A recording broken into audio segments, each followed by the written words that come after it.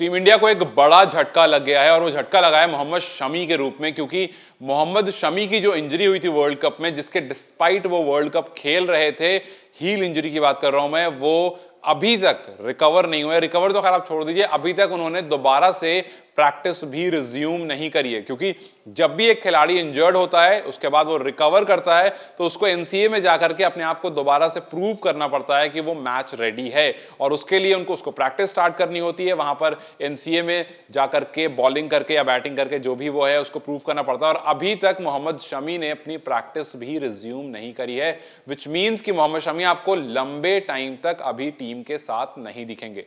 पूरा दिसंबर टीम के साथ नहीं थे, पूरा जनवरी टीम के साथ आपको नहीं रहेंगे, और आने वाली होम टेस्ट सीरीज जो है इंग्लैंड के खिलाफ, उसमें भी आपको मोहम्मद शमी नहीं दिखेंगे। जी हां, अभी जो अफगानिस्तान सीरीज है उसमें तो मोहम्मद शमी का नाम खैर नहीं है, लेकिन आने वाली जो टेस्ट सीरीज है उसमें कम से कम 2 मैच में तो वो नहीं रहेंगे। उसके बाद डिपेंड करता है उनके फिटनेस पर, उनकी प्रेजेंस पर, और कितनी जल्दी वो कितना ज्यादा प्रैक्टिस करते हैं, एनसीए में अपने आप को प्रूव करते हैं। उसके बाद ही जाकर के कहीं ऐसा हो सकता है कि शमी जो है वो टीम में आ सकते हैं। अब सवाल ये आता है कि क्या इंडिया को शमी की कमी महसूस होगी या नहीं, क्योंकि जब वर्ल्ड कप शुरू हुआ था तो शमी को एज अ 4th पेसर रखा गया था, क्योंकि आपके पास बुमराह, सिराज थे,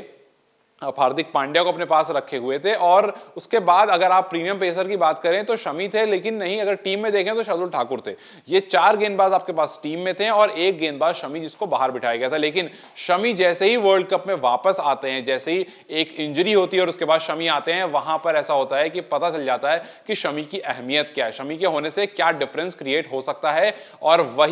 अगर वही शमी टेस्ट क्रिकेट में रहेंगे तो कितना बवाल कर सकते हैं, ये हम सबको पता है। लेकिन अगर आप सिल्वर लाइनिंग्स देखें या फिर आप ये देखें कि पॉजिटिव नोट पर क्या है, तो पॉजिटिव नोट पर सिर्फ यह है कि पिछले 10 साल से इंडिया अपने घर पर कभी भी टेस्ट सीरीज नहीं हारा है। लेकिन अफसोस की बात यह है कि जब हारा है तो इंग्लैंड से ही हारा है। 2012-13 का एक सेशन जब चल रहा था, उस टाइम पर जो टेस्ट सीरीज थी लास्ट, तभी इंडिया हारा है और इंग्लैंड से ही हारा है। तो वो जो एंकल इंजरी से शमी जूझ रहे हैं फिलहाल, उस पर सवाल बस ये है, क्या हमारे पास गेंदबाज हैं जो शमी की एब्सेंस को फिल इन कर सकते हैं, जो शमी अभी फिलहाल सीरीज से बाहर हुए हैं उसको वो फिल इन कर सकते हैं। क्योंकि अगर है वेल एंड गुड, अगर नहीं है तो सवाल खड़ा हो जाता है। लेकिन ऑप्शन में क्या क्या है? ऑप्शन आपका उमेश यादव है, होम कंडीशन में अच्छी गेंदबाजी करते हैं, लेकिन फिर बात यह आती है क्या हमें वाकई जरूरत है तीसरे पेसर की, क्योंकि आप जानते हैं कि स्पिन फ्रेंडली पिचेस होती है इंडिया की, और अगर वैसा है तो आपके पास अश्विन है, आपके पास जडेजा हैं और आपके पास कुलदीप हैं, तो आपके पास स्पिनिंग के ऑप्शंस हैं।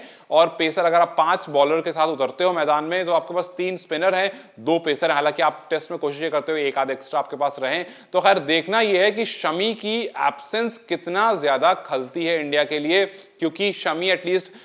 T20 सीरीज में तो है ही नहीं, आपको टेस्ट सीरीज में पहले 2 मैच में तो कंफर्म नहीं है, लेकिन उसके बाद भी कोई गारंटी नहीं है, क्योंकि जब तक उनकी जो हील इंजरी, जो एंकल वाला पोर्शन जिसमें इंजरी है उनको, उससे जब तक वो रिकवर होकर के एनसीए में जाकर के प्रूव नहीं कर देते हैं कि हाँ he is good to go, तब तक वो टीम में नहीं आ सकते हैं। तो अब देखते हैं इंडिया क्या उमेश यादव की तरफ जाता है जो होम कंडीशन में अच्छी गेंदबाजी करते हैं, या फिर इंडिया 2 पेसर के साथ, बुमराह और सिराज 2 पेसर के साथ तीसरे स्पिनर की तरफ,